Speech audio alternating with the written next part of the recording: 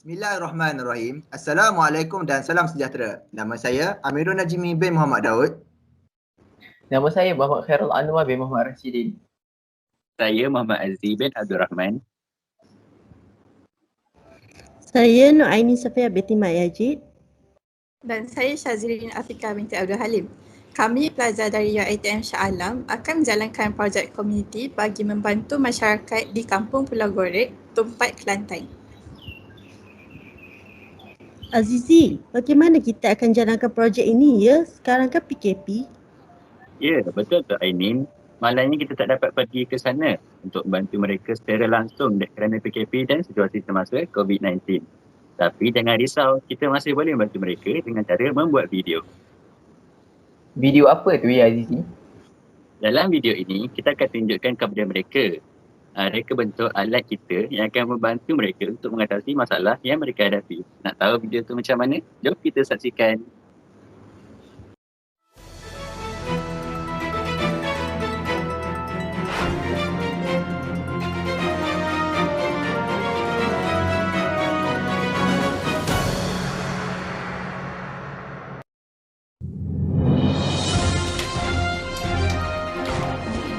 Assalamualaikum dan salam sejahtera. Nama saya Amirul Najmi Muhammad Daud dan ini berita CPE 680. Mari kita saksikan tumpuan malam ini.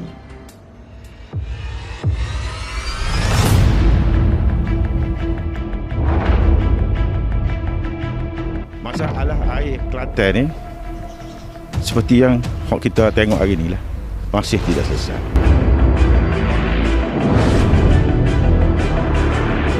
Saya tak guna pun air selur, lepas tu kadang-kadang tu putus terus.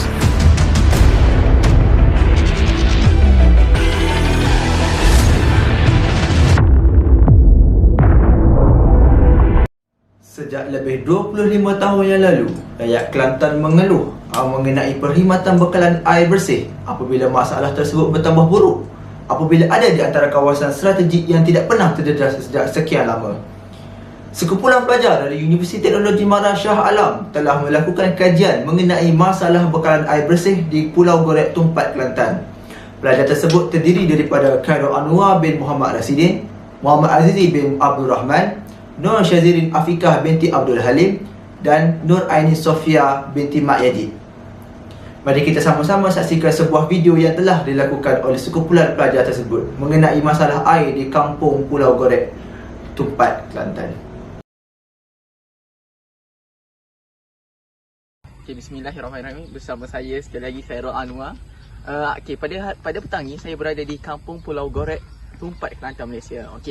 Di sini saya dengan rakan-rakan saya telah menjalankan satu kajian mengenai pencemaran air dan kami telah menembual 2 orang penduduk untuk mengetahui masalah ini dengan lebih lanjut. Sebelum itu, sebelum kita mendengar perbualan yang saya dan rakan-rakan saya telah menembual beberapa orang penduduk itu, saya akan mengemukakan terlebih dahulu permasalahan yang dihadapi oleh penduduk kampung ini. Yang pertama ialah bekalan air yang dibekalkan oleh kerajaan adalah tidak mencukupi. Hal ini kerana jumlah bilangan penduduk yang besar di kampung ini tidak dapat memenuhi ataupun jumlah air itu tidak dapat memenuhi bilangan penduduk di kampung ini. Tambah lagi dengan musim sekarang iaitu musim PKP 3.0, rakyat ataupun masyarakat di kampung ini lebih gemar duduk di rumah. Jadi penggunaan air itu adalah lebih kerap dan lebih cepat untuk air itu habis. Yang kedua ialah sumber air yang dibekalkan adalah tidak 100% bersih seperti mana kita dapat lihat di dalam berita tadi. Warna sumber air itu akan menjadi warna coklat yang menunjukkan bahawa air itu adalah air yang tidak bersih. Dan yang ketiga ialah terdapat beberapa penduduk di sini yang telah datangkan idea dengan mereka satu jenis reka bentuk, iaitu reka bentuk alat penapisan air daripada air hujan. Namun alat penapisan itu tidak dapat diaplikasikan di dalam dunia yang sebenar kerana terdapat beberapa masalah. Oleh itu, saya dan rakan-rakan saya telah mendatangkan satu jenis reka bentuk yang kami boleh katakan yang terbaiklah untuk disediakan ataupun dibagikan kepada penduduk kampung ini untuk mereka aplikasikan kepada alat sistem penapisan air hujan. Oleh itu, marilah kita sama-sama mendengar perbualan saya dan 2 orang penduduk kampung ini mengenai masalah mereka. Jom kita saksikan. Assalamualaikum Kak Farah. Ni saya ni Khairul daripada pelajar UiTM Shah Alam. Saya kalau boleh nak tanya beberapa soalan Kak Farah ni pasal kampung Pulau Gorek Tupak ni. Boleh ke? Waalaikumsalam. Boleh. Nak tanya boleh Kak Farah. Tanyalah ke apa? Boleh. Oh, gini saya nak tanya. Apa? Sepanjang Kak duk kampung tu dok. Gapo masalah air hok Kak hadapi? Masalah air kalau Kak ni munggo duduk Kelantan ke dia biasa dah lah dengan masalah air Kelantan ni. Jadi skalanya air kuning, air karak, macam apa ngorek-ngorek tu jenis tak ada air. Tu masalah tu besar lah. Nak basuh baju payah, nak basuh pinggir payah, minum air payah. Air pun bau juga kan. Oh, peh. Kiranya gini kiranya kualiti air di Kelantan ni teruk ada. Gitu ke? Masuk Kak. Kualiti air Kelantan bukan teruk saja, dia teruk terlajuk. Okey Kak, lah soalan daripada saya ni. Rasa-rasanya dok molek dok kalau kita jadikan air hujan ni sebagai sumber air alternatif ataupun sumber air lain untuk menggantikan sumber air harian kita. Kak rasa molek dok? Bagi Kak molek lah air hujan tu kalau nak ganti dengan sumber air hok payah ni kan, hok kota sebelum ni. Sebabnya air hujan ni dia memang bersih dah. Jadi kalau ada projek hok boleh tapis air hujan ni, dia lagi bagus lah kan. Lepas tu kalau boleh guna air hujan ni sebagai sumber alternatif ni, bolehlah nak basuh-basuh kain. Tak ada lah duk tunggu air hok bersih hok lama nak boleh kau dapat tu kan. Jadi dengan sumber air hujan ni bolehlah nak buat minum. Untuk sementara kira macam penyelesaian hok cepat lah. Bagi Kak macam okey je lah cara ni. Oh, peh Kak. Mengasih Kak deh sebab apa? Sudi luarkan masa dengan saya ni untuk jawab beberapa soalan ni deh. Mengasih Kak deh. Ya, sama-sama. Terima kasih jugalah sebab sudah ambil tahu pasal masalah air di kampung Kak deh. Terima kasih kepada saudara Khairul Anwar dari UiTM Shah Alam atas informasi tersebut. Seterusnya, mari kita saksikan video reka bentuk produk yang dihasilkan dan bahan-bahan yang diperlukan untuk membuat sistem penapisan air hujan yang boleh digunakan oleh penduduk kampung Pulau Gorek yang disediakan oleh saudari Nur Aini Sofia binti Mak Yajid dan Syazirin Afiqah. Mari kita saksikan.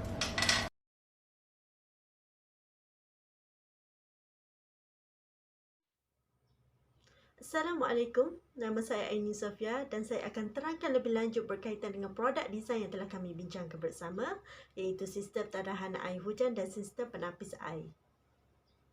Sistem tadahan air hujan ini terdiri daripada palung ataupun gata yang merupakan permukaan yang tidak telak kepada air dan berfungsi sebagai kawasan tadahan air hujan.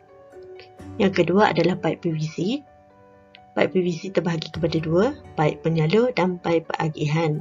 Paip penyalur berfungsi sebagai penyalur air hujan dari kawasan tadahan air ke tangki menyimpan air. Manakala paip pengagihan pula berfungsi untuk menyalurkan air hujan untuk kegunaan harian sama ada secara graviti ataupun pump. Yang ketiga adalah penapis. Berfungsi untuk menapis atau mengeluarkan air kotor atau daun kering yang terdapat pada kawasan tadahan air dengan menggunakan peranti yang berasingan seperti penapis logam yang dapat menetralkan pH. Yang keempat adalah sistem penapisan air. Saya akan terangkan lebih lanjut pada skrin yang seterusnya. Yang kelima adalah tangki simpanan air hujan yang berfungsi sebagai tangki untuk menyimpan air hujan yang telah ditapis. Seperti mana yang anda lihat, air hujan dari kawasan tadahan akan disalurkan ke paip PVC dan ditapis. Air hujan yang ditapis akan melalui sistem penapisan sebelum disimpan ke tangki simpanan air. Sistem penapisan air ini terdiri kepada 4 komponen, iaitu butiran karbon aktif, pasir silika, zeolite, batuan mineral dan juga campuran batu granit, batu sungai dan silika atau kulit kerang. Mengikut kajian yang kami jangkakan, ketebalan butiran karbon aktif ini sebanyak 55 mm, manakala ketebalan untuk pasir silika, zeolite, batuan mineral sebanyak 20 mm. Seperti mana yang saya nyatakan tadi, sistem penapisan air ini terdiri daripada 4 bahan sebagai penapis dan penerasan air hujan. Bahan yang pertama adalah butiran karbon aktif yang berfungsi untuk menyerap pelbagai bahan kimia yang terdapat dalam air hujan. Manakala bahan yang kedua adalah pasir silika. Pasir silika ini merupakan gabungan antara silikon dan oksigen yang mempunyai blok mineral bagi menggalakkan tulang yang sihat, pertubuhan tisu dan membantu mencegah penuaan. Manakala bahan yang ketiga ialah zeolite yang mengandungi struktur kristal yang luar biasa dan berkebolehan unik dalam menukarkan kation dan mengecas ion-ion yang terdapat dalam air hujan.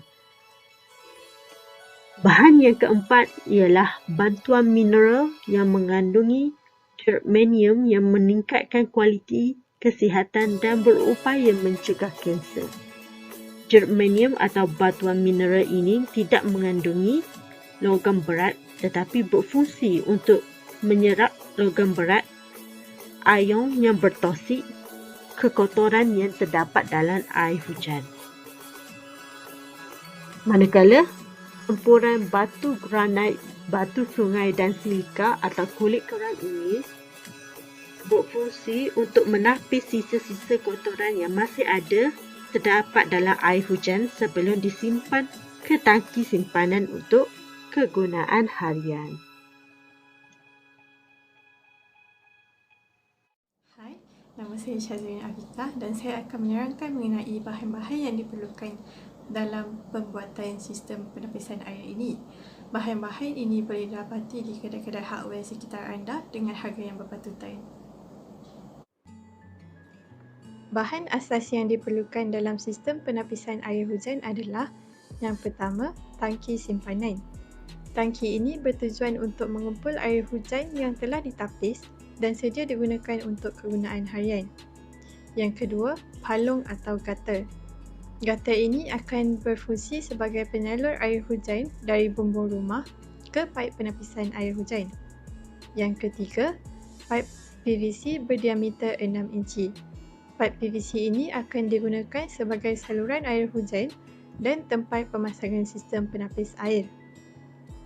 Paip ini hendaklah berdiameter besar bagi membolehkan ia untuk menyalurkan jumlah air dalam kuantiti yang banyak.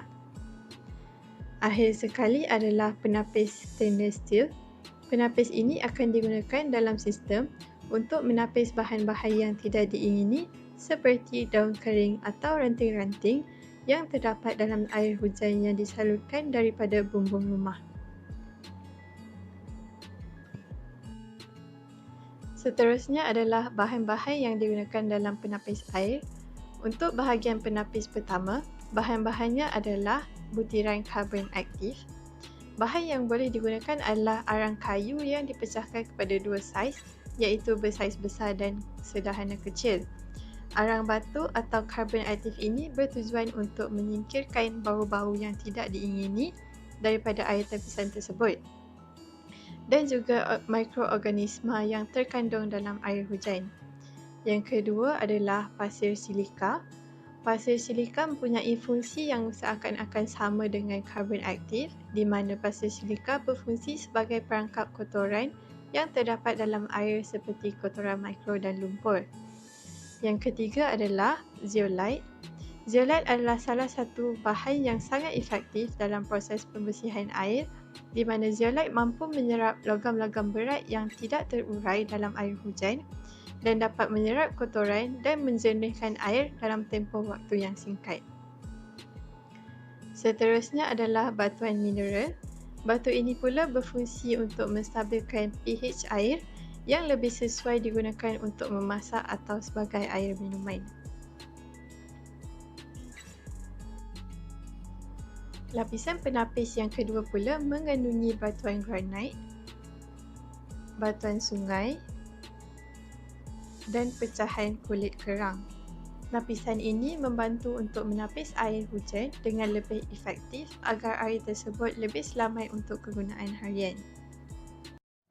Terima kasih atas video yang sangat berinformasi tersebut. Sekarang, kita ada salah seorang ahli kumpulan yang melakukan kajian tersebut, iaitu Saudara Muhammad Azizi bin Abdul Rahman yang berada di talian sekarang.